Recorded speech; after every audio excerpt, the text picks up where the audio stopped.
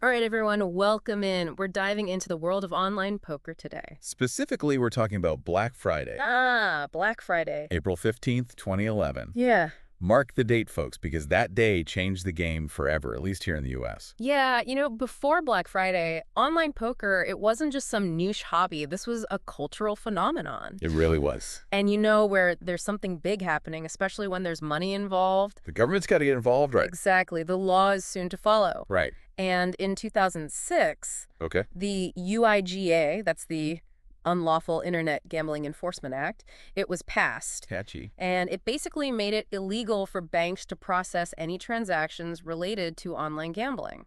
So the writing was on the wall, right? Like they knew this was coming. In a way, yeah, you could say that. But these online poker platforms, they were like, hold my beer. They did not care. Full Tilt Poker, PokerStars, they all found ways to keep the money flowing, and they went big. I mean, really big. Oh, yeah.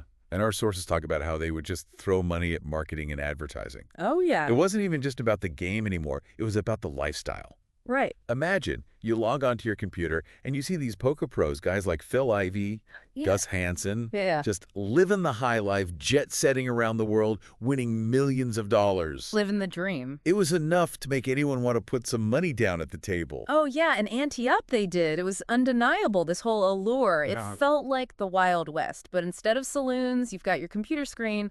Instead of dusty cowboys, it's just anyone with an internet connection and a dream.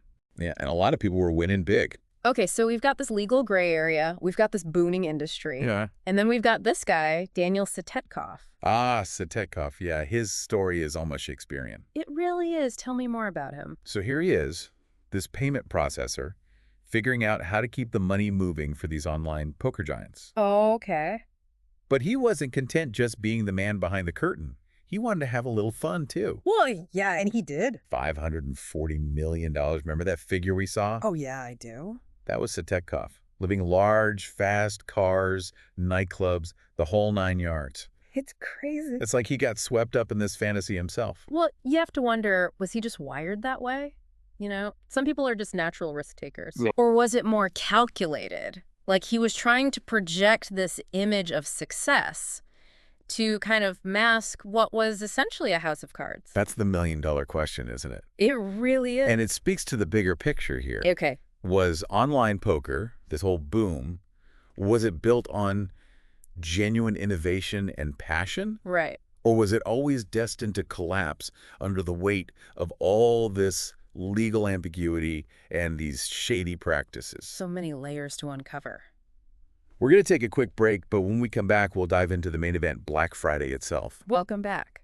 So Black Friday, it wasn't just a bad day for online poker. It was rough. It was devastating for a lot of people. I mean, just imagine this. Okay. You're sitting at home, Yeah. cards in hand, maybe you're about to win big. Right. Or you're just relaxing, enjoying a casual game, whatever it is. Huh. And suddenly, bam, websites are down, your screen goes dark.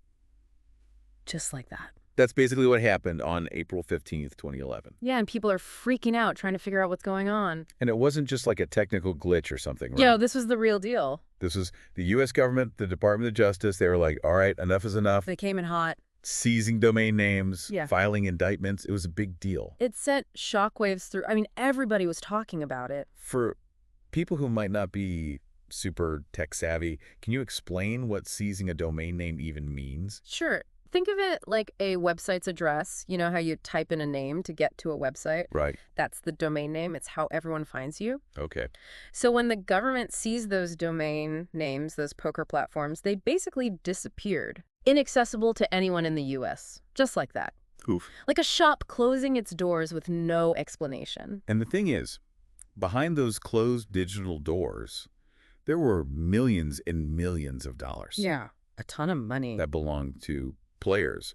Our sources say that player funds were frozen. Yeah, people are left in limbo. Can you imagine logging into your account and just seeing Yeah. nothing? It was a nightmare for a lot of people, especially the pros. They relied on online poker. It was their income. Yeah, their livelihood. And suddenly, it's just gone. Just like that. Our research actually uncovered a story about a pro who ended up having to take a job at a fast food restaurant Wow. just to make ends meet. Yeah, it was a tough time, a real reality check for a lot of people. And it wasn't just the money either. No. There's this whole social aspect, the community. Right. People made friends, connections online. Exactly. And that was gone too. Big blow to the community for sure.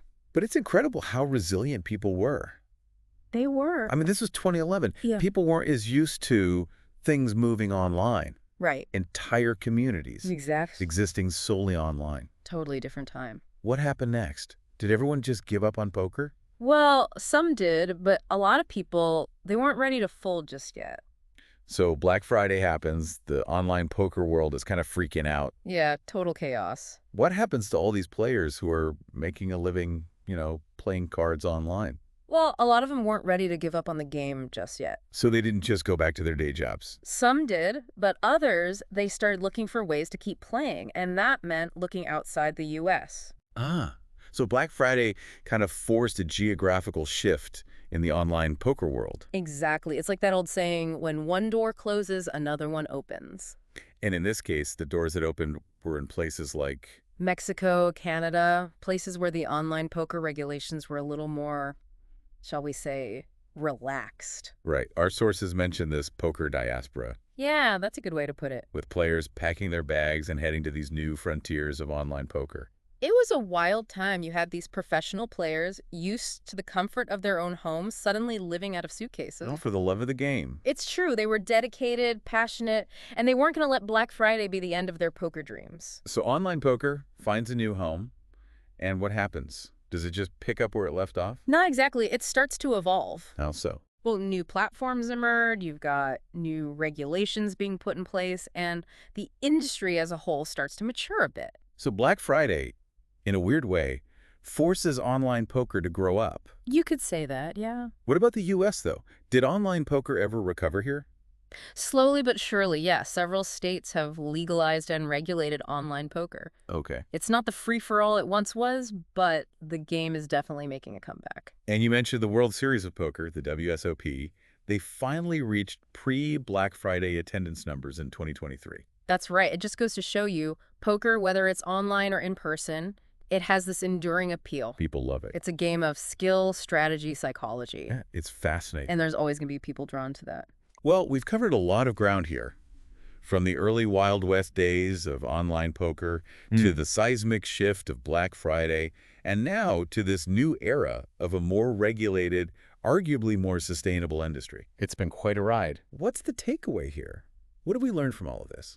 I think the biggest takeaway, especially for our listeners, is that even in the digital world, actions have consequences. Right, you can't just hide behind a computer screen. Exactly. And Black Friday really highlights the need for regulation, transparency, ethical conduct, not just in gaming, but online in general.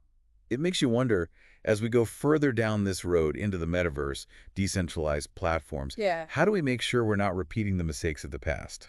It's a question we all need to think about, governments, businesses, individuals. Right, we're all in this together. We are. And Black Friday, as chaotic and disruptive as it was, it offers valuable lessons about finding that balance. The balance between Innovation and regulation, freedom and responsibility. It's a tightrope walk, that's for sure. It is, but it's a walk we have to take. Well said. And on that note, we've come to the end of our deep dive into the world of online poker and the tumultuous story of Black Friday. It's been a pleasure joining you. It's a story of risk, reward, boom, bust. And ultimately, it's a story of resilience and adaptation in the face of some pretty big challenges. And as we all navigate this ever-evolving digital landscape, it's a good reminder that sometimes the most important lessons come from the biggest shakeups. So until next time, keep exploring, keep questioning, and for all of you poker enthusiasts out there, keep those cards flying.